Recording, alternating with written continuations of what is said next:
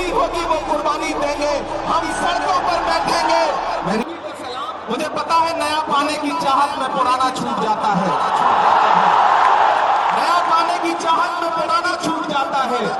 तुझे अपनाऊं तो मुझसे जमाना रूठ जाता है।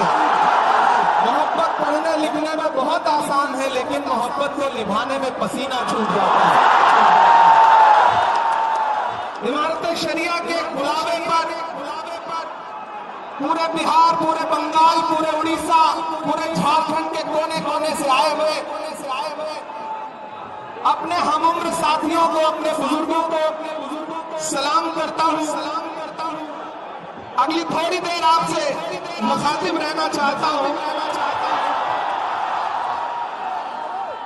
दिल्ली में बैठी हुई सरकार एक बिल लेकर के आई है, वर्क कमिटमेंट एक्ट।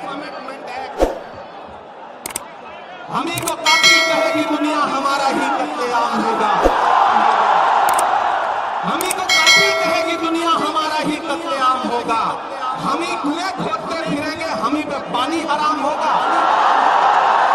हमारे आबाओ अजदाद की दान की हुई जमीनें दिल्ली में बैठी हुई सरकार, दिल्ली का हाकिम लूट करके अपने धन्ना से दोस्तों को देना चाहता है।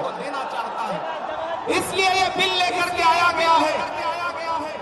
पूरे मुल्क में इस बिल के खिलाफ एहतजाज हो रहा है। देश की पार्लियामेंट में आपने देखा, हम सारे लोगों ने इस बिल के खिलाफ लगातार लड़ाई लड़ी, लेकिन नंबर उनके पास है, इसलिए ये बिल पास हो गया। अब लड़ाई सड़कों पर लड़नी है।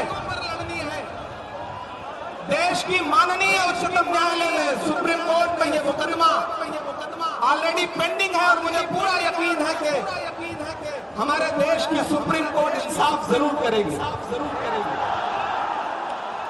महान बादशाह सिकंदर ने जब यूनान फतेह किया तो जीत का जश्न मनाने के लिए वो शहर की सड़कों पर निकला। तो उसने देखा कि पूरा शहर जश्न मना रहा है, लेकिन एक फकीर इंसान सड़क के किनारे बेसुध होकर के सो रहा है। सिकंदर को गुस्सा आया। सिकंदर अपने घोड़े से उतरा और उस सोते हुए फकीर के पास पहुंच करके गुस्से में उसे जोर की एक लात मारी और लात मार के कहा कि क्यों रे फकीर, मैंने शहर जीत लिया, शहर जश्न मना रहा है और तू सो रहा है। तो उस फकीर ने उम्मीदी आंखों से सिकंदर की तरफ देखा और देख करके कहा कि शहर फतेह करना बादशाहों का काम है, लेकिन लात मारना गधे का काम है। पिछले 11 साल में इस सरकार ने आवाम को सिर्फ और सिर्फ लात मारने का काम किया, और अब ये बिल लेकर के आए हैं और उन्हें लगता है कि आप खामोशी के साथ उनके हर जुल्म सितम को बर्दाश्त कर लेंगे। हमें पता है नहीं करेंगे, नहीं करेंगे ना, नहीं करेंगे ना। आपकी यहाँ मौजूदगी इस बात की गवाह है। मुझे पता है धूप बहुत ज्यादा है, इसलिए हजारों की तादाद में लोग दरख्तों के नीचे किनारे बैठे हुए हैं, वो बीच में नहीं आए। लेकिन फिर भी आज पूरा पटना, पूरा बिहार जाम हो चुका है। लोग लाखों की तादाद में घर से निकल करके आए हैं। मैं सलाम करता हूँ आपकी जिंदा दिली को, आपकी मोहब्बत को। फैसल रहमानी साहब के एक बुलावे पर मैं उनको भी सलाम कर रहा हूँ। ये जो नई नस्ल है, ये पानी की तरफ बह रही है। मैं इस नई नस्ल के बहने को भी सलाम करता हूँ। बहुत तकरीर नहीं करनी है, बस इतना कहना है कि नहीं, ऐसा नहीं होगा, कभी ऐसा नहीं होगा। कभी ईमान का, कुरान का सौदा नहीं होगा। बिहार वालों, बताना, दिल्ली तक अपनी आवाज पहुंचाना कि नहीं, ऐसा नहीं होगा, कभी ऐसा नहीं होगा। कभी ईमान का, कुरान का सौदा नहीं होगा। हमें तुम कत्ल कर दो शौक से मंजूर है, लेकिन शरीयत के किसी मुद्दे पे समझौता नहीं होगा। एक आखिरी बात आपसे कह रहा हूं साथियों, आप एक चीज ध्यान में बैठा के रखना कि अगर ये बिल लोकसभा में आया और इसकी हिमायत में अगर 250 से ज्यादा वोट पड़े, 288 वोट पड़े, तो इस बिल की मुखालफत में लोकसभा में 232 वोट पड़े।